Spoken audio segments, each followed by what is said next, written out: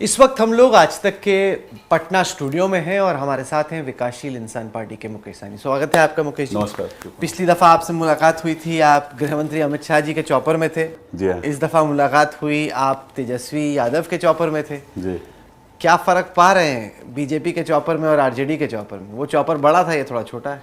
हाँ, ये भी फ़र्क है। बाकी काम करने में कंफर्टेबल मैं तेजस्वी जी के साथ कंफर्टेबल महसूस करता हूँ, क्योंकि एक ही उम्र है।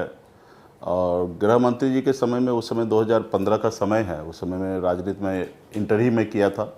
14 में पहली बार बिहार में मैं पैर रखा था और उस समय में हमारे एजेंडा को लेकर उनके साथ आए कि निषाद को, फिशरमैन कम्युनिटी को आरक्षण मिले। उस समय में उन्होंने एग्री भी किया था कि हम आपको मदद करेंगे, सरकार हमारी है, दिल्ली में आप अभी बिहार में मदद कीजिए, हम दिल्ली में आपकी मदद करेंगे। और इसी उद्देश्य से हमने उनके साथ दिया था और बिहार में हम लोग उनको काफ़ी मदद किया। खैर, बिहार में उनकी सरकार नहीं बना। उसके बाद जो हमसे वादा किए उस पर वो खरा नहीं उतरे। फिर हम लोगों ने काफ़ी संघर्ष किया अकेले रहकर। कौन सा वादा जो पूरा नहीं हुआ? आरक्षण को, कम्युनिटी को आरक्षण देना चाहते। आरक्षण को लेके। पर ये बड़ी सीमित नहीं है आपकी राजनीति? आप अपने आप को सन ऑफ मल्ला कहते हैं, बस एक ही कम्युनिटी जात के इर्द गिर्द, तो आप ही कम्युनिटी के ही नेता बन के रह जाएंगे आप तो। नहीं, मैं तो यहाँ नेता बनने के लिए आया ही नहीं था। मैं तो फिशरमैन कम्युनिटी को बेटा बनकर उनके हक अधिकार दिलाने के लिए मैं आया था। नेता बनने का उद्देश्य था ही नहीं। मैं तो बॉम्बे से आया था और अभी भी बहुत बड़ा ऐसा उद्देश्य नहीं है कि हमको, लेकिन जिस उद्देश्य को लेकर हम निकले वो उद्देश्य भी पूरा हो। अभी हमने पॉलिटिकल पार्टी बना लिया, 2018 में हमने पार्टी बनाया और 2019 में भी हमने चुनाव लड़ा, सफलता नहीं प्राप्त हुआ। लेकिन 20 में हमने फिर एनडीए के साथ ही रह के हमने बिहार में चुनाव लड़ा, 4 विधायक बना, सरकार में हम मंत्री बने, सारा चीज़ की। अभी हम सभी जाति वर्ग के लिए तो काम कर ही रहे, लेकिन जो हमारा उद्देश्य था उस उद्देश्य पे भी हमें खड़ा रहना है। जैसे भारतीय जनता पार्टी का था कि राम मंदिर हमें बनाना है, या आपका एक ही उद्देश्य है कि अपनी कम्युनिटी को आरक्षण दिलाना है? ये फर्स्ट उद्देश्य मेरा ये है कि ये मतलब चाहिए कि निषाद को आरक्षण दिलाना है। और जब मैं राजनीति सेक्टर में मैं आया हूँ और मैं राजनीति कर रहा हूँ और मुझे अगर पावर मिलता है, मैं मंत्री बनता हूँ या जो भी पावर मिलता है, तो मेरा दायित्व बनता है कि 13 करोड़ जनता के बारे में सोचना। पर यह भी तो है कि आप कोशिश कर रहे थे कि एनडीए में ही बने रहें। वो तो नीतीश जी वापस आ गए तो आपका पत्ता कट गया। उतार दिया गया। नहीं, मैं कभी भी एनडीए में नहीं बनने के लिए मैं रहा। हाँ, एनडीए चाहता था कि मुझे साथ रखे, पर उनको बड़ी मछली मिल गई तो छोटी मछली को किनारे। हाँ, ये कॉल उन्होंने लिया, ये कॉल मैंने नहीं लिया। उनको जो सोचना वो सोचे, लेकिन मेरा क्लियर था कि मैं आपके साथ नहीं काम करूंगा। जब तक निषाद को, फिशरमैन को आरक्षण आप नहीं दीजिएगा तब तक हम आपके साथ नहीं जाएंगे। नीतीश जी आने के बाद भी उन्होंने ऑफर किया कि आइए मुजफ्फरपुर से चुनाव लड़ लीजिए, मंत्री बनिए केंद्र में। लेकिन हमने कहा नहीं, हमें आरक्षण आप दे दीजिए, उसके बाद आप हमसे प्राण भी मांग लीजिएगा तो दे देंगे, लेकिन आरक्षण के बगैर। कहने पर आपके समुदाय का कितना वोट पड़ता है किसी कैंडिडेट के लिए? अभी बहुत अच्छा, हम बहुत मेहनत कर रहे हैं। अब कितना वोट पड़ता है ये तो रिजल्ट आने के बाद आपको पता चलेगा, बट बहुत ही अच्छा ये भारतीय जनता पार्टी को भी पता है। अगर नहीं पता रहता तो 2020 में 11 सीट विधानसभा में हमको नहीं देते।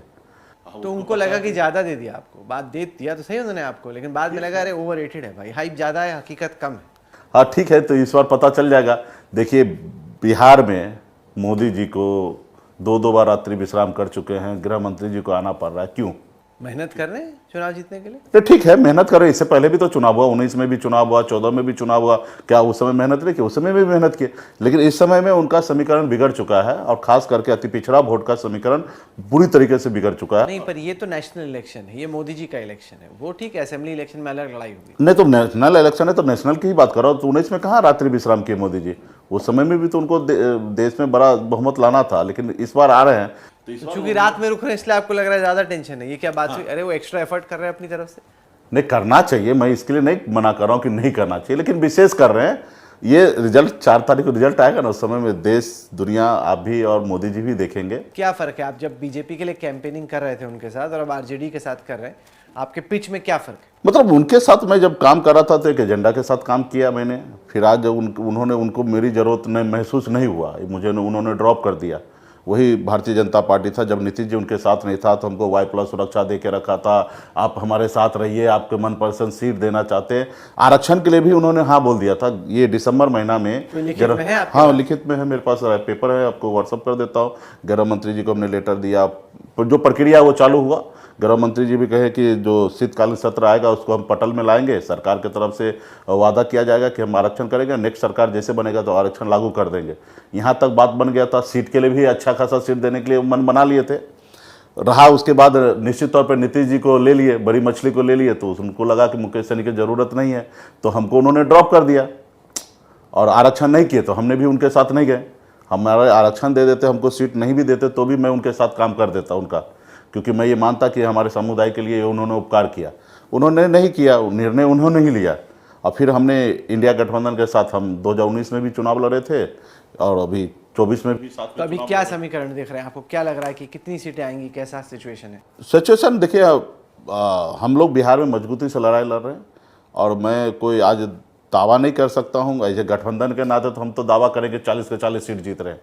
लेकिन आज की तारीख में बीजेपी ऐसा कोई सीट नहीं है, 1-2 सीट छोड़कर, कि वो दावा कर दे कि ये सीट 100% हम जीत रहे हैं। सभी सीट पे लड़ाई है।